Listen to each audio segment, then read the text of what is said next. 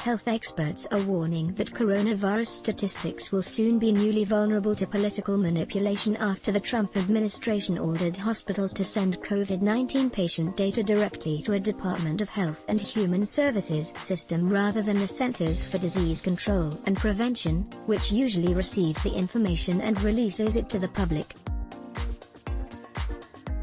The New York Times reported Tuesday that the HHS database, now positioned to collect daily COVID-19 information from hospitals, is not open to the public, which could affect the work of scores of researchers, modelers, and health officials who rely on CDC data to make projections and crucial decisions.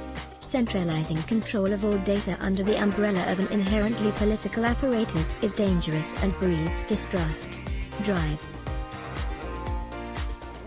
Nicole Leary, Health and Human Services, said that going forward, hospitals should report detailed information on a daily basis directly to the new centralized system, which is managed by Teletracking, a health data firm with headquarters in Pittsburgh, the Times noted.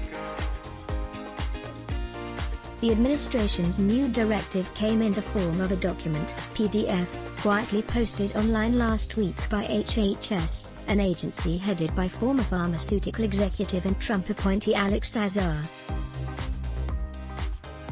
As of July 15, 2020, hospitals should no longer report the COVID-19 information in this document to the National Healthcare Safety Network site, the directive states, referring to the CDC's data gathering system.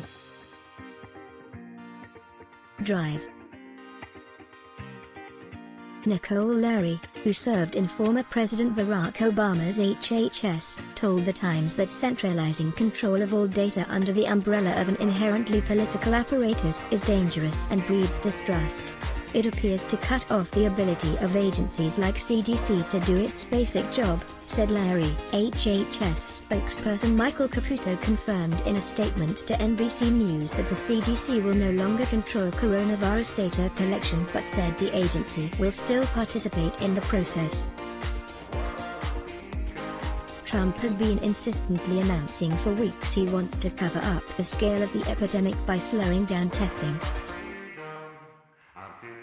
https://t.co/xrmb9h, Chris Hayes, at Crystal Hayes, July 14, 2020. Scroll to continue with content. Get our best delivered to your inbox. While administration officials portrayed the order as part of an attempt to streamline data collection efforts, health experts were alarmed by the move given President Donald Trump's public attacks on the CDC and his complaints about how the recent surge in coronavirus cases makes us look bad. Speechless, Trump White House is now muscling, bypassing, and kneecapping the CDC, tweeted epidemiologist Drive. Eric Fagel-Ding. No other ways to spin this. Drive.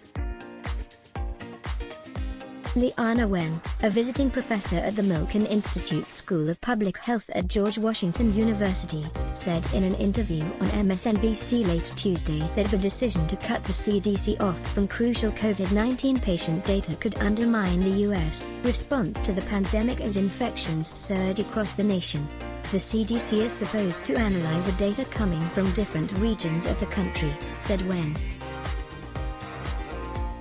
I'm really deeply concerned about what we've seen with the attacks on science and public health in recent days, because public health hinges on public trust. And when politicians, including the top public official, the elected official of our country, President Trump, start attacking public health, it really undermines all of local, state, and federal response to this pandemic.